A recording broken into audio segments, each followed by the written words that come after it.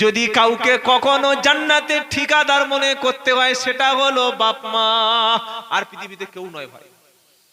এই বাপ তোমাকে দুনিয়ার রাস্তা দেখিয়েছে।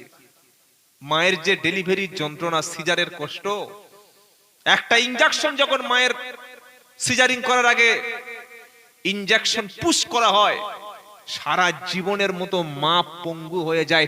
যারা সিজারিয়ান রোগী আছে তাদের কাছে জিজ্ঞাসা করে দেখো, আজকে সেই মা ঠিক মতো খাদ্য পাচ্ছে না, সেই মা ঠিক মতো আপ্যায়ন পাচ্ছে না। আমাকে ডালিম, আঙ্গুর, বেদানা, বিস্কিট, ডিম খাওয়ালে জান্নাত পাওয়া যাবে তো? আমরা জীবিত পীরকে খবর নিই না, আর মরা পীরের কবরের কাছে গিয়ে কত নাটক দেখবো পৃথিবীতে। আমি অবাক হয়ে যাই, মসজিদে এসে মানুষ তো কাঁদে না, কিন্তু মাজারের কাছে কাঁদছে কেন? কি দেখেছেন? দেখেন নাই? মসজিদের কাছে এসে কোনোদিন এই হতভাগাদের মুখ থেকে কান্না বার হয় না, আর মাজারের কাছে গেলে 1.5 ঘন্টা কাঁদছে। কেঁদে আবার দেখে এরকম ব্যাক করে চলে আসে। ওই ব্যাক করছিস কেন? বলে না, পীরের সামনে থেকে সামনে যাওয়া যায় না, আমার ব্যাক সাইডটা হুজুরের সামনে দেখাবো। তো তোর ব্যাক সাইডের চাইতে সামনের ফ্রন্ট সাইডে কি মাল লাগানো আছে তুই জানিস না? এই বাবা, এই ভণ্ডামি গুলো চলছে। আল্লাহর নবীর কবর জিয়ারত করে সাহাবারা কোনোদিন ব্যাক সাইডে যেতেন না। ইসলাম যতটুকু সম্মান করতে বলেছে, নবী বলেছেন লা তাতরুনি, আমাকে বাড়াবাড়ি, আমাকে নিয়ে বাড়াবাড়ি করো না। ঈসা আলাইহিস সালামকে বাড়াবাড়ি করতে গিয়ে খোদার পুত্র বলে দিয়েছে না দেয় নাই? আল্লাহর ওলিদের মর্যাদা সেই জায়গায়। পীর কবরে আছে, সম্মান করব, জিয়ারত করব। উনি কবর থেকে আমার ভাগ্য পাল্টে দেবে, উনি কবর থেকে আমার গাড়িটা দ্রুত অ্যাক্সিডেন্ট করিয়ে দেবে, উনি কবর থেকে আমার বিবির কালো বাচ্চাটা সাদা বানিয়ে দেবে, নারী বাচ্চাটা জেন্ডার চেঞ্জ করে দেবে। এই ক্ষমতা আল্লাহ পাক পৃথিবীতে কাউকে দেয় নি। এটা হচ্ছে ঈমান। হ্যাঁ, এক জায়গায় গেলে ভাগ্য পরিবর্তন হয়, সেটা হচ্ছে দোয়ার মাধ্যমে। আর এই দোয়াটা করতে হয় তাহাজ্জুদে, আর তাহাজ্জুদে একমাত্র কাঁদে দাঈ ইলাল্লাহ। আল্লাহ রাস্তায় যারা বার হয়ে যায়, যে জলসায় বসে বসে ফজরের নামাজ কাজা করে, আসার সময় 2 প্যাকেট বিরিয়ানি নিয়ে দাঁড়িয়ে পেচ্ছাপ করে লুঙ্গিতে মুছে চলে আসে, এ কখনো ওই একবার আখেরি মোনাজাতে কাঁদলে মাফ হয়? সকলে বলুন তাহাজ্জুদে কাঁদার অভ্যাস করবো ইনশাআল্লাহ। বলেন, আমরা জন্মেছি মুসলমান হয়ে, মরবো মুসলমান, বলেন না, হয়ে। মুসলমান ছাড়া, মরা ছাড়া কোনো রাস্তা নাই। কে বলেছে? ইয়া আইয়ুহাল্লাযীনা আমানুত্তাকুল্লাহ হাক্কা তুকাতিহি ওয়া লা তামুতুন্না ইল্লা ওয়া আনতুম মুসলিমুন। আল্লাহু আকবার।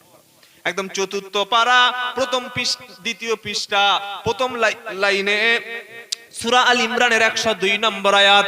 ইয়া আইয়ুহাল্লাযীনা আমানুত্তাকুল্লাহ, ও বিশ্বাসী ঈমানওয়ালা, আল্লাহকে ভয় করো, ভয় করার মতো ভয় করো। ভয় করব ইনশাআল্লাহ। আল্লাহকে ভয় করার মানে হারামকে ছাড়ো, হালালকে ধরো, মিথ্যাকে ছাড়ো, সত্যর কাছে এসো, হারামকে বাদ দাও, হালালকে গ্রহণ করো, অসৎ লোকের সঙ্গে মিশবে না, অসৎ বন্ধুর সাথে কোনো সম্পর্ক কখনো রাখবে না, বেনামাজির কাছে কখনো মেয়ে দিও না। ইনশাআল্লাহ বলতে পারবেন? আপনার মেয়ে আছে নাকি? আপনাদের যদি কারো মেয়ে থাকে, আমি আব্দুল্লাহ জুবাইর বলছি, শোনো, কোন অশিক্ষিত মদ মাতাল কোটি টাকার মালিক হলেও বেনামাজি ছেলের হাতে মেয়ে দিও না। যারা দিয়েছে এখন মাথায় হাত দিয়ে দোয়া ইউনুস করছে, খবর নাও। কি বুঝলেন? শিক্ষিত, সচেতন, নামাজি, পরেশগার, ভ্যান চালায়, টোটো চালায়, আপনার মেয়ে তার বাড়িতে গিয়ে সুখে থাকবে। আর অশিক্ষিত মাতাল দেখেছে পয়সাওয়ালা, আর এখনকার মেয়েরা কি দামি গাড়ি দেখলে পাগল হয়ে যায়। হ্যাঁ, ঠিক তো বলবেন। কি বুঝতে পারলেন? যারা মেয়ের বাপ বসে আছেন, আপনার মেয়েটা পবিত্র আমানত। এই মেয়ের গর্ভে থেকে আপনি যদি ভালোভাবে মানুষ করতে পারেন, বড় পীর আব্দুল কাদের জিলানীর মতো পীর আবারও পৃথিবীতে আসতে পারে না? ওমর ফারুকের মতো ওই রকম সৎ ব্যক্তি আসতে পারে, সালাউদ্দিন আইয়ুবী রাহমাতুল্লাহ আলাইহির মতো বীর আবার পৃথিবীতে আসতে পারে। কারণ ছেলে এবং মেয়ে তৈরি করার কারিগর হলো বাপ এবং মা। কি বলছেন বলেন? বাচ্চাকে কখনো মিথ্যা শিক্ষা দেবেন না, সব সময় সত্য শিক্ষা দেবেন। বাচ্চাদের কখনো অন্যায়ের সঙ্গে আপোষ করাবেন না, বাচ্চাকে কখনো ধমক দেবেন না, বাচ্চাকে কখনো নামাজ কাজা করতে দেবেন না, বাচ্চাকে কখনো আলেম ওলামাদের থেকে দূরে রাখবেন না। শিক্ষিত ব্যক্তিদের কাছে বাচ্চাদের পাঠাবেন। সব সময় বাচ্চাদেরকে মোবাইল এবং টেলিভিশন থেকে দূরে থাকবেন, আর নিজে মোবাইল দেখবেন ইনশাআল্লাহ। এই তো আবার ইনশাআল্লাহ। ছেলেকে বলছে মোবাইল হাত দিবি না, আর নিজে সব সময়। ছেলে শিখবে কি করে? কি বুঝলেন? নিজে বই পড়ুন, ছেলেও বই পড়বে। নিজে নামাজে দাঁড়ান, ছেলে নামাজ পড়বে।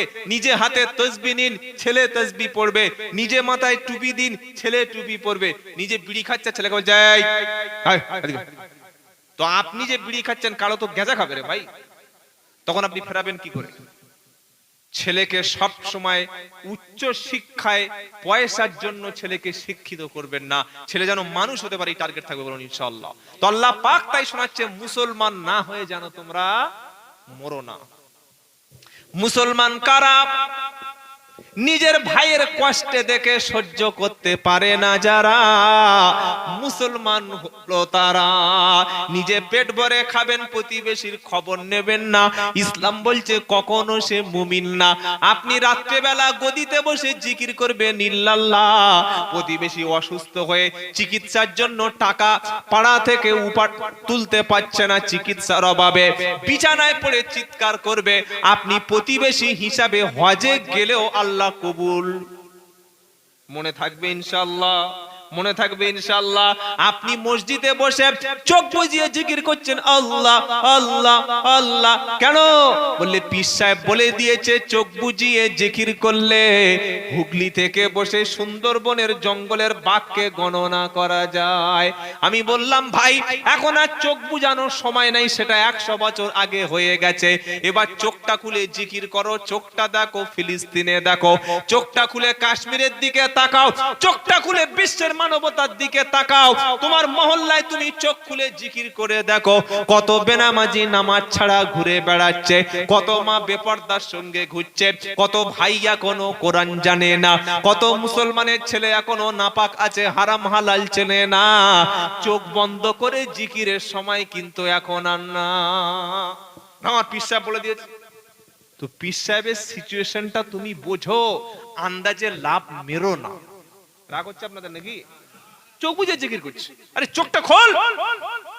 মসজিদের পাশে যদি গাঁজার আড়ত বসে, মসজিদের পাশে যদি জুয়ার টিকিট বিক্রি হয়, মসজিদের পাশে যদি লটারির টিকিট বিক্রি হয়, মসজিদের 500 মিটার মধ্যে যদি 50টা বেনামাজি খুঁজে খুঁজে পাওয়া যায়, কি লাভ আছে চোখ বুজে মসজিদের মধ্যে বসে বসে জিকির করে? আমার কোনো লাভ আছে? মসজিদের মধ্যে তখন তো চোখ বুজিয়ে জিকির হবে যখন গোটা গ্রামবাসী সবাই নামাজি হয়ে যাবে। বলুন না সুবহানাল্লাহ। গোটা গ্রামের প্রত্যেকটা বাড়ির বাচ্চা মক্তব থেকে কোরআন শিখে এসে বাড়িতে মাকে সালাম দেবে, আসসালামু আলাইকুম আম্মা জান, আসসালামু আলাইকুম আব্বা জান। খাওয়ার সময় যখন সুন্নাহ অ্যাপ্লাই হবে, আজ খাওয়ার সময় সুন্নাত নাই, হাত মুছে চালিয়ে দিয়েছে, মুছে চলছে। আল্লাহর নবী শেখাচ্ছেন দু হাত ধো। বিজ্ঞানীরা বলছেন কি মুহাম্মদ সাল্লাল্লাহু আলাইহি সাল্লাম কত বড় সায়েন্টিস্ট, দুটো হাত ধুতে বললো কেন ভাই? এক হাতে খেলে তো ধুয়ে খাওয়া যেত, বাম হাতে রোগ জীবাণু থাকতে পারে, মাছের কাঁটা কিংবা খাবার বাম হাত দিয়ে ফেলার সময় ওটা ডান হাতে যাতে যার রোগ জীবাণু যাতে না লেগে তোমার শরীরে চলে যায়, এজন্য ইসলাম বলছে দু হাত ধুয়ে খাও। বলুন সুবহানাল্লাহ। ভালো করে প্লেট পরিষ্কার করে খাও, আঙ্গুলটা পরিষ্কার করে খাও, খাবারের লোকমা পড়ে গেলে দস্তরখান থেকে তুলে খাও। ইসলাম সেই ধর্ম যে ধর্মে খাবারের অপচয় করা যায় না। অপচয়কারীকে আল্লাহ ভালোবাসে না, অপচয়কারী শয়তানের ভাই।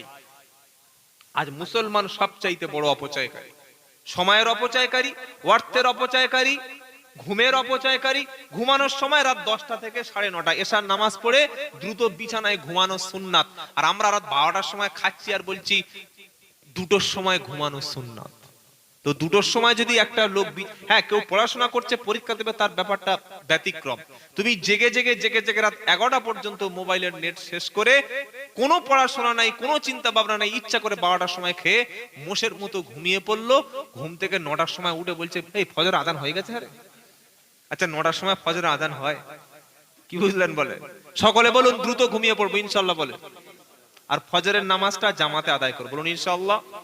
এশা এবং ফজর এই দুটি ওয়াক্ত জামাতে আদায় করবে যারা, সারা রাত নফল নামাজের সওয়াব পাবে তারা। সুবহানাল্লাহ। ওযু করে ঘুমাবেন ইনশাআল্লাহ বলেন না। পৃথিবীর অন্য কোন ধর্মে কিন্তু ওযু নাই, আছে শুধু ইসলামে। কোন ধর্মে কিন্তু মেসওয়াক নাই, কোন ধর্মে চোখ ধুইতে বলেনি, কোন ধর্মে কাপড় গাঁটের উপর তুলে পড়তে বলেনি, কোন ধর্ম পেশাব করে পানি নিতে বলেনি, কোন ধর্ম কখনো লিঙ্গের অগ্রভাগ কাটতে বলেনি। তাই ইসলাম শিখিয়েছে পরিষ্কার পরিচ্ছন্ন। আর এখনো অনেক মুসলমান আছে এখনো গোঁফ পর্যন্ত কাটে না। এমন গোঁফ রেখেছে যেন রাশিয়ান গোঁফ। ছি ছি ছি, আস্তাগফিরুল্লাহ। বেদাতপন্থীদের চিনবেন কিভাবে? ইয়া গোঁফ, কি গোঁফ বলুন? এইরকম ঝাঁপিয়ে পড়ে এসেছে, চোখ লাল। আর লোক মনে করছে কি বড় আল্লাহ জাকেরিন, কিন্তু গাঁজা খেয়ে খেয়ে যে গাঁজাইন হয়ে গেছে বুঝতে পারেন না। ইসলাম যেটা দিয়েছে এটার মধ্যে কল্যাণ আছে, আমল করবো ইনশাআল্লাহ বলেন। সব সময় আপনার ছেলেকে কাপড় গাঁটের উপরে তুলে পড়তে বলবেন। প্যান্ট হোক, পাজামা হোক, লুঙ্গি হোক, কাপড় কোথায় থাকবে? পায়ের গাঁটের উপরে। নারীর পোশাক থাকবে পায়ের গাঁটের নিচে। ছেলেদের কখনো টাইট ফিট পোশাক পরাবেন না, এটা হারাম। কেন হারাম? এটা স্বাস্থ্যের জন্য ক্ষতিকর। একটা ডাক্তারকে জিজ্ঞাসা করবেন স্কিন টাইট পোশাক কতটা একটা মানুষের শরীরে ক্ষতি করে, রক্ত চলাচল পর্যন্ত বন্ধ করে ফেলে। ইসলাম এমনি এমনি হারাম করেনি ভাই। আজকের মুসলমানদের চুল কাটা, মুসলমানদের খাওয়াটাই সম্পূর্ণ শয়তানি স্টাইল হচ্ছে। এমন চুল কেটেছে সামনে এই সাইজের, আর পিছনে খেজুর গাছ কাটে দুবারে ছেড়ে দিয়েছে। এটা সভ্যতা নয়, এটা ভদ্রতা নয়, এটা কখনো ভদ্র সমাজের কাজ হতে পারে না।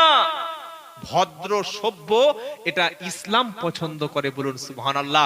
পাক পরিষ্কার পরিচ্ছন্ন আল্লাহ পছন্দ করে। মুখে সারাদিন গুটকা, 24 ঘন্টার মধ্যে 14 প্যাকেট গুটকা খায়, খাচ্ছে ফুচ ফিচ ফুচ। কেন রে ভাই? কেন গুটকা ছাড়া বাঁচা যায় না? বেশি করে খেজুর খাবেন ইনশাআল্লাহ বলে। আর তেরেঙ্গা মাঝে মাঝে একটা দুটো খাবেন, তাই তো নাকি? না, আল্লাহর নবী খেজুর পছন্দ করতেন। নবী পছন্দ করতেন লাউ। সুবহানাল্লাহ। ব্রেন ঠান্ডা থাকবে, হট করে রেগে যাবে না। নবী পছন্দ করতেন কালো জিরা এবং মধু। নবী সবচাইতে বেশি খেতেন দুধ। সুবহানাল্লাহ। কবে যে মুসলমান দুধ খেয়েছে আল্লাহই জানে। মায়ের দুধটা শেষ খেয়েছে। কি বুঝলেন? নবী সবচাইতে বেশি পছন্দ করতেন রানের গোশত। আর নবী কখনো মেহমান ছাড়া খাবার খেতেন না। সুবহানাল্লাহ বলতে ইচ্ছা করে না? মসজিদে 4টে মেহমান এসেছে, সুন্নাত নামাজ সেদিন কিন্তু আর বাড়িতে পড়বো, মসজিদে পড়বো না। কেন? দেরি করে পড়লে যদি আমার বাড়িতে 4 জন চেপে যায়, তাই তো আব্বা নাকি? এটা কখনো কোন মুসলমানের কাজ না। মেহমানকে নিয়ে খাবে যারা, আল্লাহর রহমতটা তাদের উপরে নাজিল হবে, বলুন সুবহানাল্লাহ। অনেক যুবক ছেলে এই ভয়তে বিয়ে করে না, বউকে খাওয়াবো কি? তোর বিবি কি হাওর না কুমির রে ভাই? তোমার বিবি বিয়ের আগে যে খাবারটা বাপের বাড়িতে খাচ্ছে, ওই খাবারটা বিয়ের পরে তোমার এখানে ট্রান্সফার করে দেবে কে? আল্লাহ। ওখানে যে রেশনটা বরাদ্দ হচ্ছে তোমার চরিত্র, তোমার সম্মান, ঈমান হেফাজতের জন্য, আল্লাহর কাছে নিজের দৃষ্টি এবং নিজের ঈমান হেফাজতের জন্য। তুমি যদি আল্লাহকে রাজি খুশি করার জন্য বিয়ে করো, তোমার বিবির যে খাবারটা, যে রেশনটা শ্বশুর বাড়ি দিচ্ছিল আল্লাহ, সেটা এবার থেকে তোমার বাড়িতে বরাদ্দ করে দেবে। অনেক মানুষ বিয়ে করেছে, বাচ্চা নাই 10 বছর। বাচ্চা যদি হয় 1 পিস, কপিস, প্রচুর পয়সা। কি ভাই ফল্ট? বুঝছো না কোনো সমস্যা নেই, তাহলে একটা কেন? ঝামেলায় জড়াতে চাই না। কে ওদের খাওয়াবে? অতগুলো দায়িত্ব কে নেবে?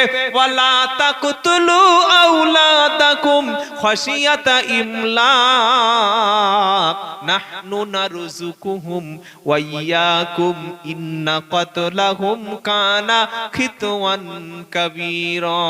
সূরা বনী ইসরাঈলের 32 নম্বর আয়াতে আল্লাহ পাক শোনাচ্ছে, শোনো, রিস্কের ভয়ে সন্তানকে হত্যা করো না, এটা একটা কঠিন পাপ। আমি আল্লাহ তাদেরকেও খেতে দিই, তোমাকেও খেতে দিই। রুজির মালিক হলেন আমার আল্লাহ। জোরে বলুন।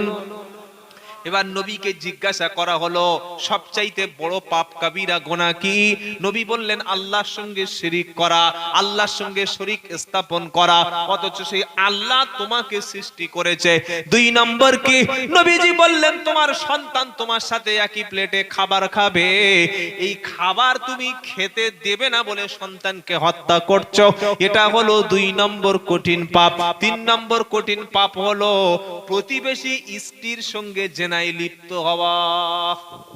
এমনি তো জেনা একটা পাপ, আর দ্বিতীয় প্রতিবেশীর স্ত্রীর সঙ্গে জেনায় লিপ্ত হওয়া, এ কাজ আমরা কখনো করব না, বলুন না ইনশাআল্লাহ। মুসলমান হয়ে কবরে যাব ইনশাআল্লাহ বলেন? মুসলমান হতে গেলে দুনিয়ায় হতে হবে, মরে গিয়ে কাফন পরিয়ে আর সাজিয়ে লাভ হবে না। মনে থাকবে বাবা, সারা জীবন যার হাঁটুর নিচে কখনো পাঞ্জাবি নামে নাই, মরার পরে 3টে কাপড় এমন ঝুলিয়ে দিয়েছে, খুব একটা লাভ হবে বলে মনে হয় না। কি বলছেন বলেন? সারা জীবন হাতে তসবি নাই, মরণের 2 দিন আগে প্রত্যেক একটা প্লাস্টিকের তসবি কিনে এনে হাতে ধরিয়ে দিয়েছে, টিয়ারের মতো আঙুল টানছে, যেমন টিয়ার টানে বন্ধুকে না, রাস্তায় চলছো সুবহানাল্লাহি ওয়া বিহামদিহি সুবহানাল্লাহিল আযীম বলো, আল্লাহ তাআলা তোমার জন্য জান্নাতে একটা গাছ লাগিয়ে দেবে। সুবহানাল্লাহ। রাস্তায় যাচ্ছ, কষ্টদায়ক বস্তু পেয়েছো, রাস্তা থেকে সরিয়ে দাও, ঈমানের একটা অংশ, একটা হক তুমি আদায় করে দিলে। সুবহানাল্লাহ। রাস্তায় একটা অন্যায় দেখছো, সাথে সাথে প্রতিবাদ করো, কারণ আমি প্রথমে শুনিয়েছিলাম দায়ের মধ্যে 2টো ভিশন থাকবে, এক সৎ কাজের আদেশ আর এক অন্যায় কাজের নিষেধ।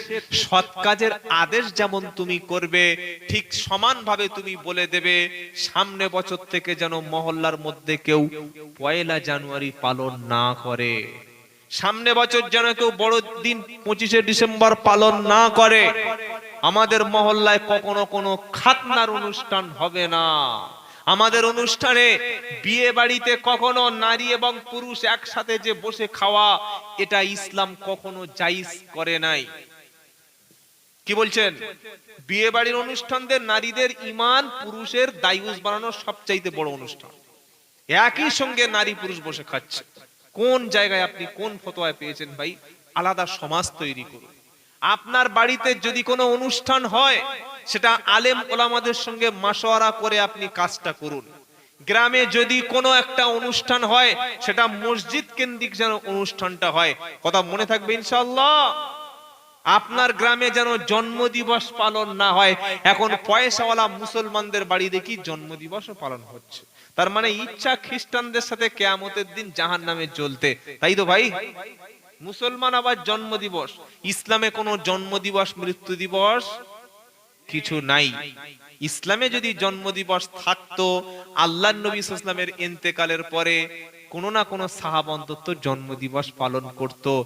ঈদ বছরে 2টো, এক ঈদুল ফিতর আর একটি ঈদুল আজহা।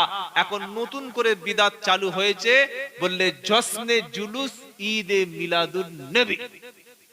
কি মিছিল হয় না? আরে হ্যাঁ না বলেন না?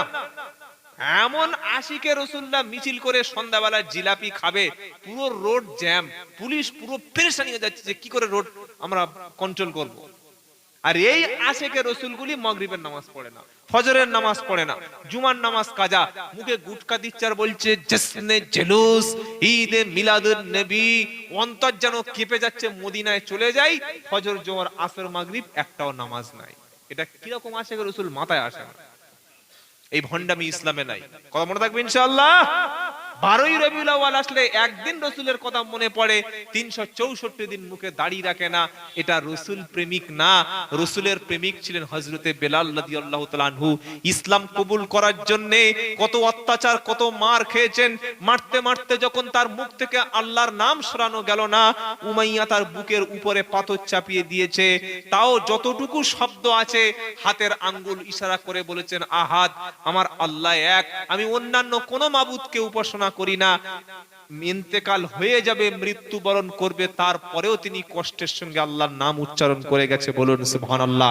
এটাই হচ্ছে প্রকৃত আশিকে রাসূলের নমুনা। যার কাছে নবীর সুন্নাত বেশি তার কাছে আল্লাহ রসুলের ইশক বেশি। যার কাছে নবীর কোনো সুন্নাত নাই, যার কাছে নবীর কোনো আদর্শ নাই, মুখে হাজারবার ইয়া রাসূলুল্লাহ ইয়া নবী সালামু আলাইকা বলে রসুলকে খুশি করা যাবে না। তুমি বলছো ইয়া নবী সালামু আলাইকা না করলে সে রসুলকে ভালোবাসে না, তাহলে ওই ফিলিস্তিনের মুসলমানরা তো ইয়া নবী সালামু আলাইকা করছে না, তারা তো বাইতুল মুকাদ্দাসের জন্য জান দিচ্ছে। ভাই কি বলছো বলো? তুমি বলছো ইয়া নবী সালামু আলাইকা না বললে সে রাসূলের দুশমন, যারা জান এবং মাল দিয়ে গোটা পৃথিবীতে দাওয়াতের তাবলীগের কাজ করছে, বিবি কোথায় বাচ্চা কোথায়, আল্লাহর উপরে তাওয়াক্কুল করে সম্পদ নিয়ে আল্লাহর রাস্তায় বার হয়ে গেছে। লক্ষ লক্ষ কোটি কোটি মানুষ এই দাওয়াত ও তাবলীগের মাধ্যমে প্রকৃত ইসলামের দিকে ফিরে এসেছে। বলুন সুবহানাল্লাহ। আফ্রিকা মহাদেশ, সেখানে গিয়ে দেখুন কি অবস্থা। আমি অসমে গেছি, আল্লাহকে সাক্ষী রেখে আল্লাহকে কসম করে বলছি, গত বছর জলপাইগুড়ি গেছি আমি। আপনার ওই উত্তরবঙ্গের বাগডোগরা এয়ারপোর্ট, শিলিগুড়িতে যেটা বাগডোগরা এয়ারপোর্টে নেমে এয়ারপোর্ট থেকে 90 কিলোমিটার আমাকে নিয়ে গেছে গাড়িতে, জায়গাটার নাম আমি ভুলে যাচ্ছি। তো ওই জায়গায় 2012 সালের আগ পর্যন্ত ওই মহল্লায়, শুনলে অবাক হবেন, ওই মহল্লায় 2012 সালের আগ পর্যন্ত কোনো আলেম ওই গ্রামে ছিল না। 2012 সালে প্রথমে দারুল উলুম থেকে একজন ছাত্র পড়াশোনা করে এসে সেই হলো গ্রামের প্রথম আলেম। বলুন আলহামদুলিল্লাহ। তাহলে আপনি বলুন, যদি কোনো গ্রাম আলেম শূন্য হয়ে যায়, সেই গ্রামটা দিন থেকে কতটা পিছিয়ে। তারা আমাকে বললেন, ভাই এই যে মসজিদটা দেখতে পাচ্ছেন না, এই মসজিদটা দাওয়াতের সাথীদের পবিত্র মেহনতে, এখানে কিছু মানুষ এখনো সবে প্রথমে দিন ইসলাম শিখছে, মসজিদে আবাদ হচ্ছে। বলুন সুবহানাল্লাহ। আমি নিজে চোখে দেখে এসেছি ভাই। আমি বলছি না যে পীর মুরিদি খারাপ, হাক্কানি পীরদের বিরোধিতা কখনো করি না, কিন্তু কেন আপনি ফতোয়া দিচ্ছেন যে আল্লাহর রাস্তায় বার হওয়া যাবে না, মসজিদে শোয়া যাবে না? মসজিদে তো শোয়ে তারা, জান্নাতে শোবে যারা। মসজিদে তো শোয়ে তারা, আল্লাহর ঘরে শুয়ে অভ্যাস আছে যাদের, মসজিদে তো তারাই শুতে পারে যাদের কাছে জান্নাতটা বড়, যাদের যাদের শরীরটা পবিত্র, তারাই মসজিদে শুতে পারে। তুমি তো মাজারে শোয়া লোক, তুমি তো কবরের পাশে শোয়া লোক, তুমি তো বিবির পাশে নাপাক অবস্থায় লুঙ্গি খুলে শুয়ে থাকা লোক, তোমার তো মসজিদে নসিবে শোয়া হবে না। তাই তুমি ফতোয়া দিচ্ছ মসজিদে শোয়া যাবে না। আল্লাহর কসম করে বলছি, আমি যখন ওখানে ছিলাম, ওই উত্তরবঙ্গে জলপাইগুড়িতে 90 কিলোমিটার দূরে মালবাজার, জায়গাটার নাম মালবাজার। তো আমাদের কলকাতার ওই আমাদের যে মার্কাজ রয়েছে গো, কলকাতার ওই আপনার কি বলেন না, না না কোলোটোলা নয়, আমাদের ওই যে বস যেখানে, জি জি, ওখানকার জামাত ওখানে গেছে, মেহনত চলছে। তো আমি দেখে অবাক হয়ে গেলাম, একটা গ্রামে 2012 সালের আগ পর্যন্ত কোনো আলেম তৈরি হয়নি। তার মানে সেই এলাকার মানুষ হালাল হারাম চিনতো কিভাবে? তারা আল্লাহ পাবে কিভাবে? রসুলকে চিনবে কিভাবে? তাদের কোরআন শিক্ষাটা দেবে কে? কে তাদের চিৎকার করে করে সুদকে নিষেধ করবে? মদের হাত থেকে কে বাঁচাবে? তাই আমি আব্দুল্লাহ জুবায়ের বলছি, হাক্কানি পীরদের সোহবতে থাকবেন, আলেম ওলামাদের কাছে বসবেন, প্রত্যেক মাসে 3 দিন করে আল্লাহ রাস্তায় বার হবেন। বলুন ইনশাআল্লাহ। আর বেশি আর কথা আমি বলবো না, খুব তাড়াতাড়ি আমরা কথা শেষ করব। আর একটা থেকে দুটো কথা আমরা বলবো। এতক্ষণ আল্লাহ যে দাঁড় করিয়ে রেখেছেন, এটা আল্লাহর শুকরিয়া। ডাক্তার আমাকে প্রেসক্রিপশন করেছে যে আপনি বাড়ি থেকে বার হবেন না, কিন্তু কথা দিয়ে ফেলেছি, শরীরে অপারেশন অবস্থায় দাঁড়িয়ে আছি, বসাটা সেফ, কিন্তু বসার পরিস্থিতি আমার নেই, বসতে পারছি না। তো যাই হোক, যে কথাগুলো আল্লাহ পাক বলালেন, আমার মনে হয় যদি আমরা আমল করতে শুরু করি, কিছুটা হলেও হয়তো জাতি উপকৃত হতে পারে। ইল্লা মাশাআল্লাহ বিইজনিল্লাহ। সকলে আজ থেকে মসজিদের সঙ্গে জুড়বো ইনশাআল্লাহ। বলেন প্রত্যেকে আমাদের সন্তানদের মক্তবে পাঠাবো, বলুন না ইনশাআল্লাহ। আপনি মারা যাওয়ার পরে সব আমল বন্ধ হবে, কিন্তু একটা আমল চালু থাকবে, সেটা হচ্ছে সন্তান, নেক সন্তানের দোয়া। কবরে চলে যাওয়ার পরে হাফেজ, আলেম, মুফতি, পীর সাহেব এরা দোয়া করবে কি কোনো ঠিক নাই, কিন্তু সন্তান যখন আপনার জন্য রব্বির